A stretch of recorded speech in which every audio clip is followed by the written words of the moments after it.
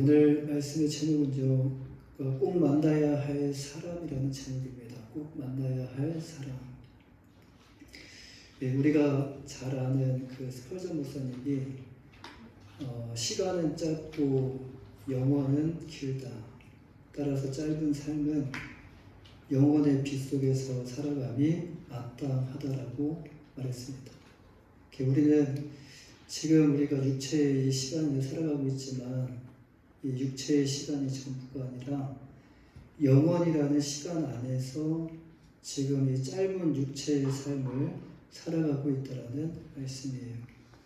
그런데 많은 사람들이 이런 그 사실을 모른 채 바쁘게 이렇게 살아가는 사람도 있고 알고는 있지만 또 현실 속에 쫓겨서 이런 것에 관심을 둘 수 있는 그런 여유가 없는 사람들도 있습니다.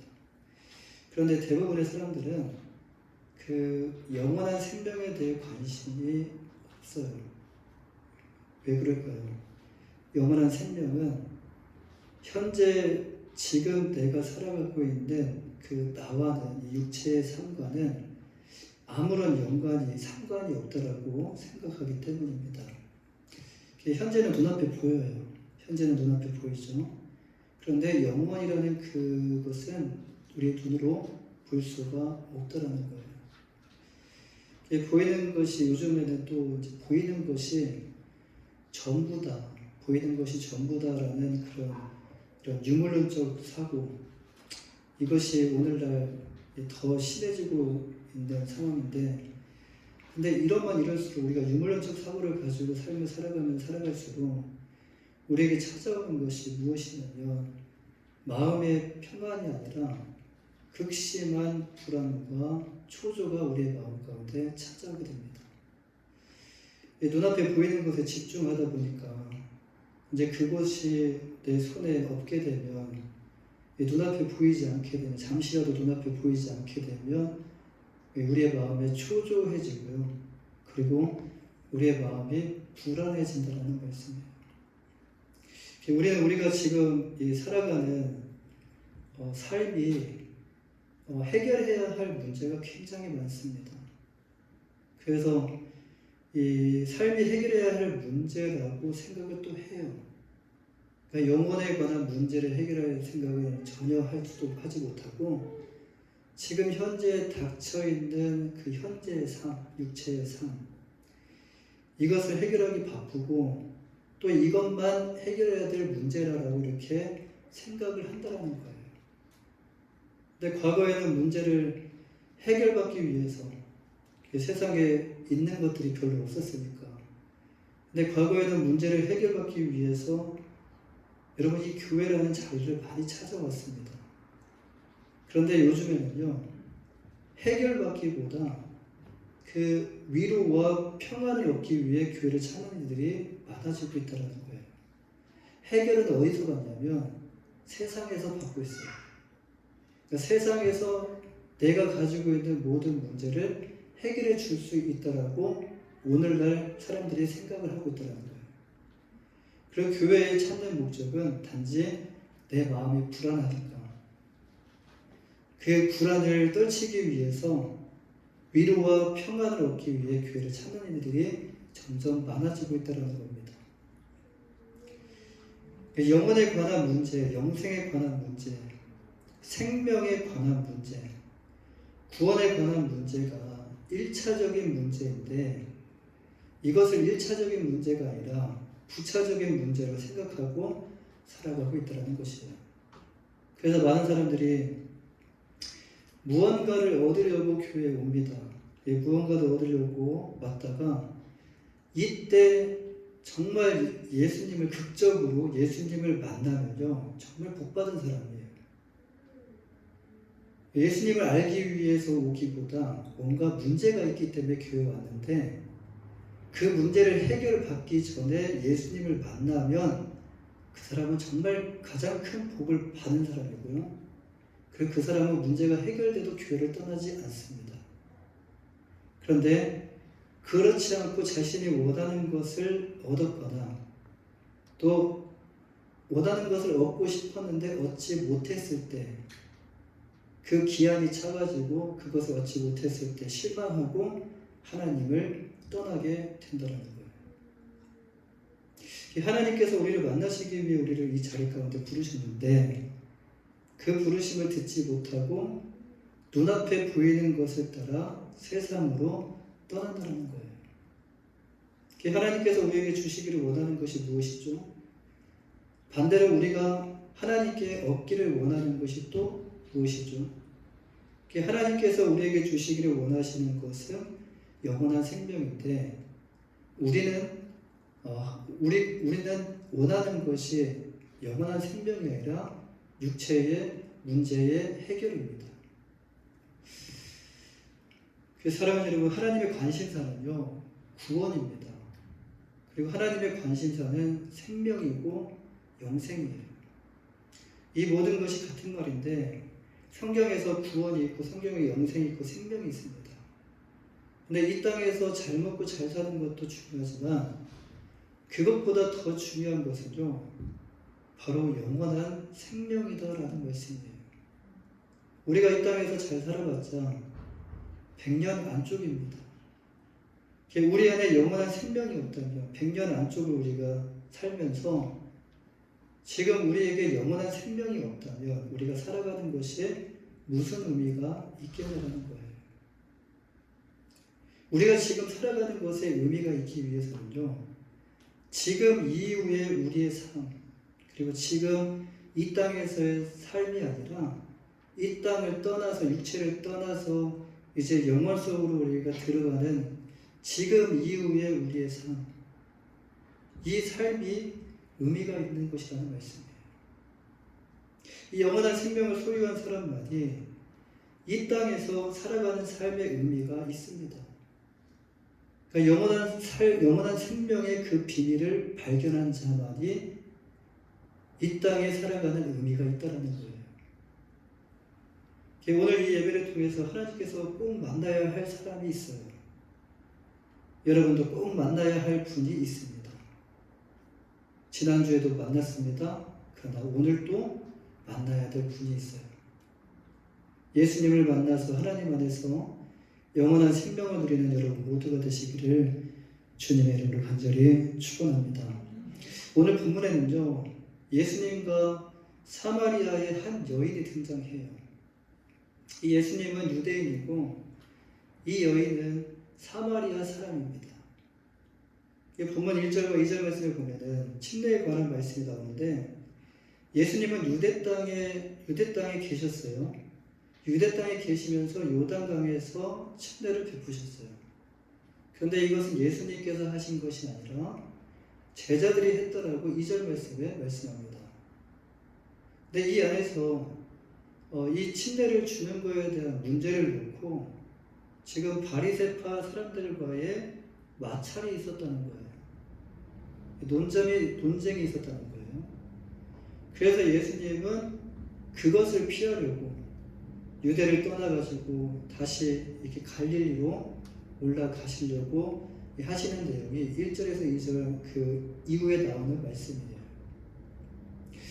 이 3절 말씀에 보시면 이제 유대를 떠나십니다. 유대가 예루살렘에 있는 장소고요. 그 유대를 떠나서 다시 갈릴리로 가실세. 그런데 예수님은 유대를 떠나서 갈릴리로 가실세 어디를 통과하셨습니까? 이제 이어지는 말씀 4절에 보시면 사마리아를 통과하여 가셨다라고 말씀하셔요. 이 예수님께서 통과하신 사마리아가 뭐가 문제일까? 지금 이것은 유대인과 사마리아의 관계를 모르면 이 문제가 무엇일까? 라는 이런 생각을 하게 됩니다. 구약에 보면요. 솔로몬 때까지 이스라엘은 통일왕국으로 있었어요. 근데 솔로몬 이후에 나라가 두 쪽으로 갈라졌습니다.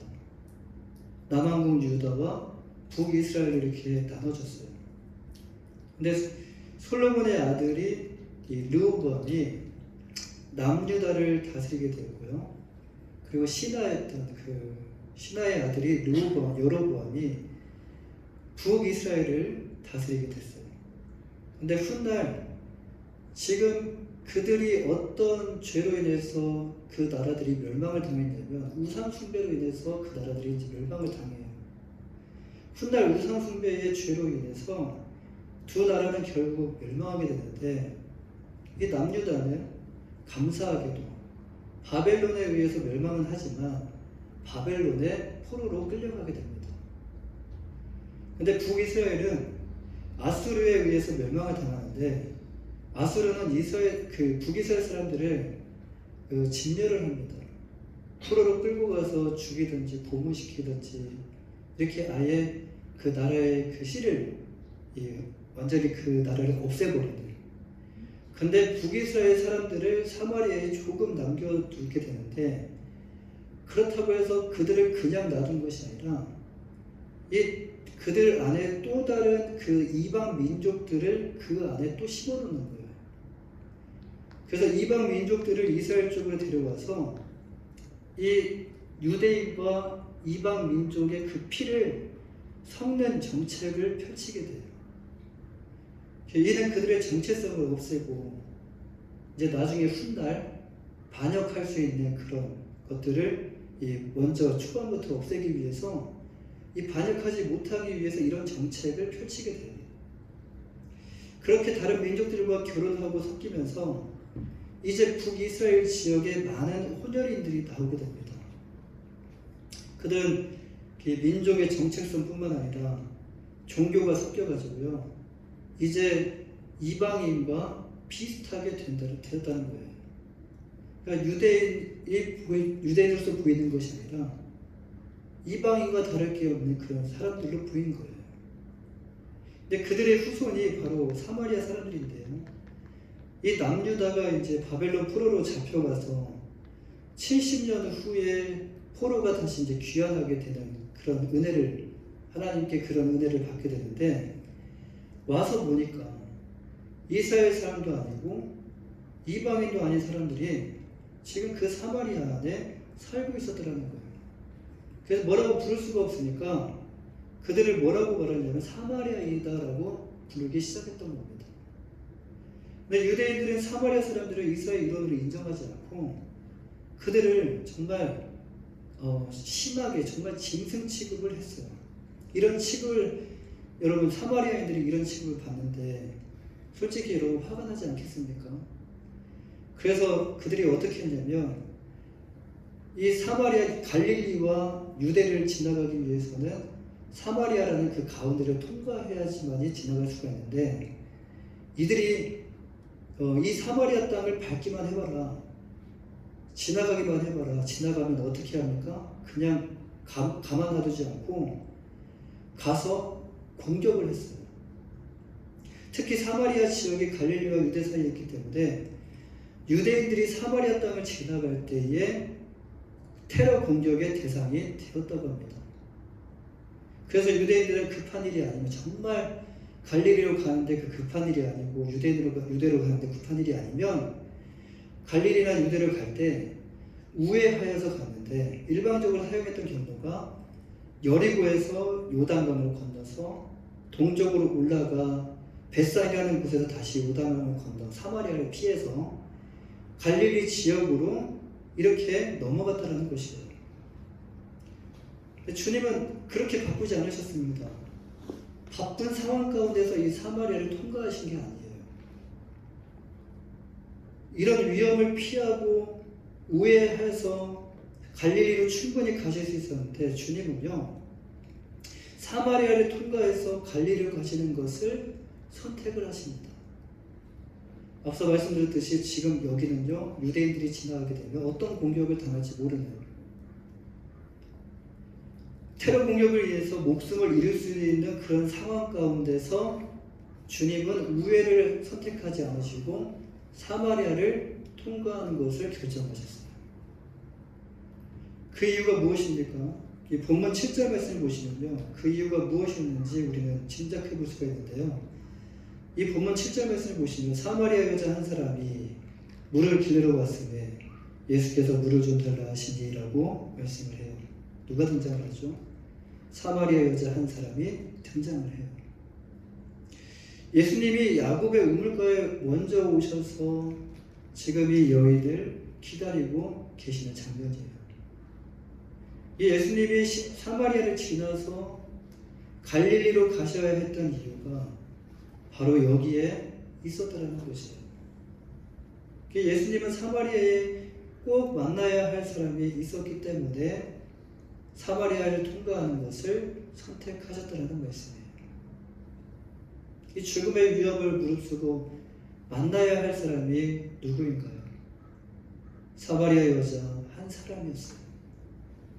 여기서 꼭 만나야 할 사람은요, 여러분 어떤 의미를 가지고 있냐면 꼭 구원받아야 할 사람이라는 그런 의미를 가지고 있어요. 주님이 만나는 목적이 무엇이죠? 영생을 주시기 위해. 그러니까 예수님께서 사마리아 여인에게 물을 좀 달라고 하셨을 때 이 사마리아 여인은 9절 말씀에서 유대인으로서 어찌하여 사마리아 여자인 나에게 물을 달라 하나이까? 라고 말을 합니다. 퉁명스럽게, 차갑게. 여러분 이것은 좋게 말한 것이 아니에요. 유대인이 사마리아인과 상종하지 않는데 당신은 지금 내가 보기에는 유대인인데 왜 지금 나에게 말을 걸고 왜 나에게 물을 달라고 하십니까? 라고 묻는 거예요. 여기서 상종한다라는 것은 헬라어로 이 싱크라우마인데요. 싱크라우마이. 이는 그 상종한다라는 의미가 어떤 의미냐면 함께 어울린다. 근데 더 나아가서 이제 그릇을 함께 사용한다. 이제 식사를 같이 한다는 거죠. 즉 식탁의 교제를 함께 나눈다는 의미가 가지고 있어요. 상종한다는 의미가. 그런데 지금 예수님은 이 사마리아 여인에게 어떻게 하셨습니까?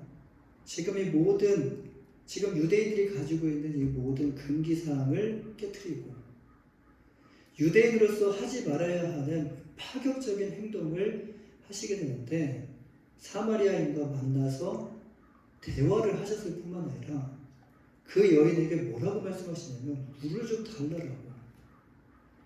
물그릇을 함께 쓰려는 이런 파격적인 청을 하십니다.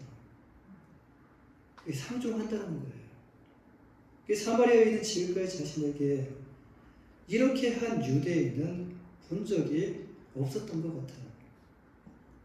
그때 주님은 본문 10절에서 이렇게 말씀하셔요. 예수께서 대답하여 이르시되 내가 만일 하나님의 선물과 또 내게 물 좀 달라 하는 이가 누구인 줄 알았더라면 내가 그에게 구하였을 것이요 그가 생수를 내게 주었으리라. 지금 예수님은 사마리아 여인에게 자신을 소개하는데 그냥 자신이 누구인지 정확하게 정체를 밝히는 것이 아니라 이 직접적인 소개로 인해서 이 여인이 놀라거나 당황할까봐 이 당황하지 않게 하기 위해서 자신이 유대인 중에 한 사람이 아니라 지금 나는 하나님께 속한 분이다라는 것을 말씀하시면서 예수님이 누구신지에 대해 지금 이 여인이 스스로 궁금하게 만드시고 있습니다. 그 예수님이 여인에게 물을 달라고 하신 것도 단순히 목이 마르셨죠. 지치셨죠. 피곤하셨죠. 근데 단순히 목이 마르셔서 달라고 하신 것이 아니라 이 여인에게 그가 알지 못하는 다른 그 차원의 물을 소개해 주시기 위함이었다는 거예요. 그러니까 여기서 우리는 예수님에 대해서 무엇을 할 수 있습니까? 예수님이 지금 이 앞에 계신 예수님이 하나님의 선물이고 그리고 예수님이 곧 생수의 근원이 되신다는 것을 우리가 발견할 수 있어요.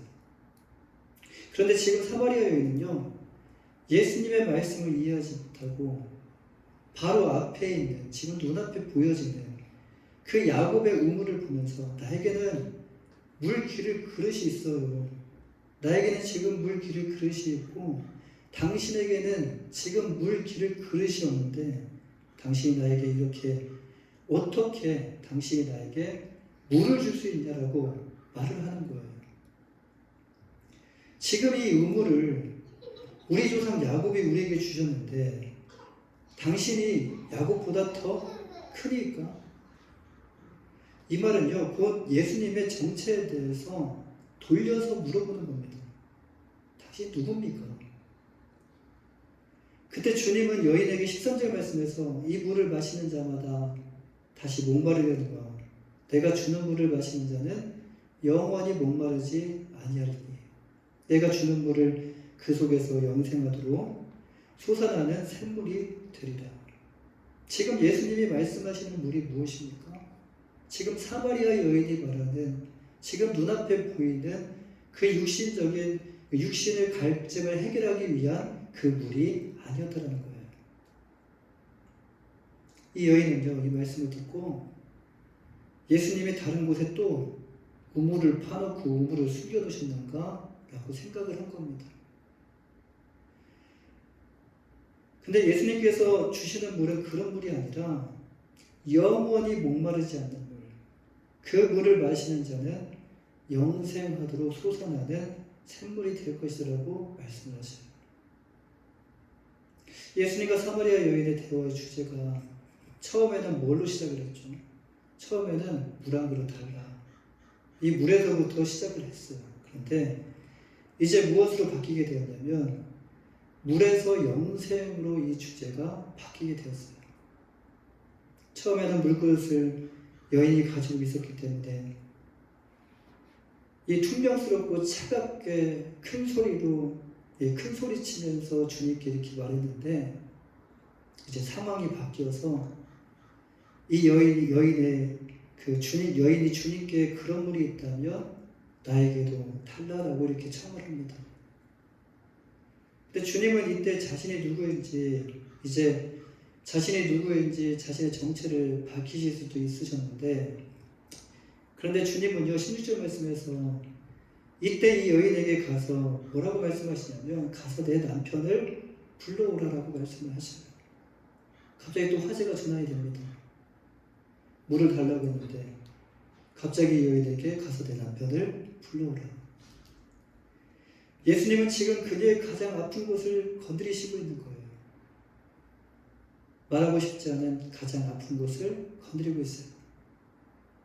이 사마리아 여인 5번의 결혼, 그리고 5번의 결혼의 또 실패, 그리고 지금 6번째 동거인 지금 이 여인에게 주님은요 남편을 데려오라고 말씀을 하셔요. 그녀는 지금 살기 위해서 의지했던 것, 그것이 바로 누구였냐면 남편이었다는 거예요. 어떤 이유인지는 모르지만 그녀는 매번 실패를 경험했어요. 어느 남자에게도 이 실패를 경험하다 보니까 어느 남자에게도 그녀는 안정되고 지속적인 이런 사랑과 보호를 받지 못했습니다. 그 마음 가운데 뭐만 있냐면 상처투성이라는 거예요. 그냥 예수님께 자신은 남편이 없다라고 말씀을 드려요. 처음에 담당했던 그녀가 지금은 목소리가 기어 들어가듯이 조용하게 자신은 나는 남편이 없어요. 그때 주님은 내 말이 맞다. 너에게 남편 5이 있었고 지금 있는 자도 내 남편이 아니니 내 말이 맞다라고 인정하셔요. 주님은 지금 그 여인이 말하지 않는 것을 말씀하시고 계셔요. 자기의 아픈 상처를 누군가에게도 말하고 싶지 않은 그 상처를 지금 주님은 드러내면서 말씀을 하셔요.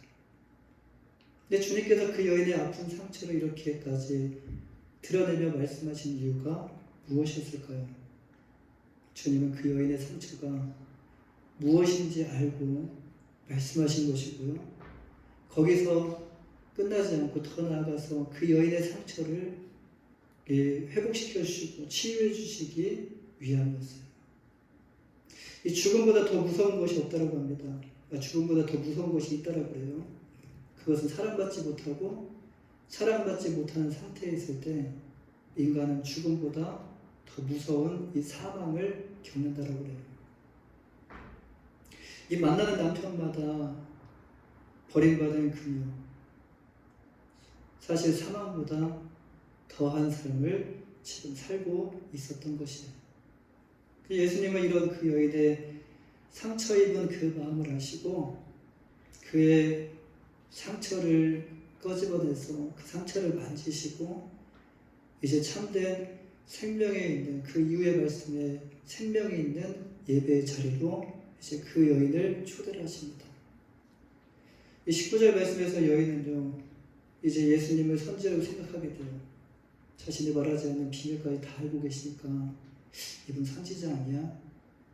근데 자신이 말하지 않는 것까지 알고 계셨기 때문에 이렇게 당신 선지자 아닙니까? 라고 이렇게 한번 떠봅니다. 이때 이 여인은요, 예수님께 예배에 대한 질문을 하게 돼요. 이제 화제를 또 돌리는 거죠. 우리 조상들은 이 산에서 예배를 드렸는데 유대인들은 예배할 곳이 예루살렘에 있다고 하는데 어디서 예배를 드려야 하냐고, 어디서 예배를 드리는 것이 맞냐? 라고 질문을 하는 거예요. 이 사마리아 사람들은요, 그리심산이라는 그 산에서 이 사마리아 성전을 세워놓고 그들은 예배했습니다. 그런데 주전 2세기경에 유대인들이 이 성전을 파괴했어요. 그 사마리아 여인은 어디서 이제 예배를 드려야 되냐고 이렇게 질문을 하게 되는 거예요. 예수님은 22절 말씀과 23절 말씀에서 구원이 어디로부터인지 정확하게 말씀하셔요. 여러분, 구원은 어디로부터입니까? 구원이 유대인에게서 나는데, 지금 이 말은 어떤 말이냐면 예수님이 유대인으로 오셨으니까 구원이 유대인으로 온다라는 말이 맞아요. 근데 구원이 유대인에게서 나는데 이제 주님은요, 예배에 대해서 23절과 24절 말씀에서 말씀을 하셔요. 아버지께 참되게 예배하는 자들은 영과 진리로 예배할 때가 오나니 곧 이때라. 아버지께는 자기에게 이렇게 예배하는 자들을 찾으시니라. 하나님은 영이시니 예배하는 자가 영과 진리로 예배할지니라. 예배를 위해 어떤 특정한 장소에 가서 그 장소에만 가서 예배를 드리는 것이 아니라 어디서든지 예배할 수 있다라고 말씀하시는 것인데, 가장 중요한 것은 예배의 장소도 중요하지만 예배할 때 영과 진리로 예배하는 것이 중요하다라고 말씀하시는 거예요. 무슨 말씀입니까? 우리 안에 있는 죄의 문제를 해결하고 하나님 앞에 나아갈 때 죄의 문제를 해결하고 영과 진리로 예배해야 된다는 말씀이에요. 그때 이 여인이 이렇게 말합니다. 25절 말씀에서 여자가 이르되 메시아 곧 그리스도라 하는 이가 오실 줄을 내가 아노니 그가 오시면 모든 것을 우리에게 알려주시리라. 여인이 말합니다. 그때 예수님이 여인에게 뭐라고 말씀하십니까? 예수께서 이르시되 내가 말하는 내가 그라 하시니라.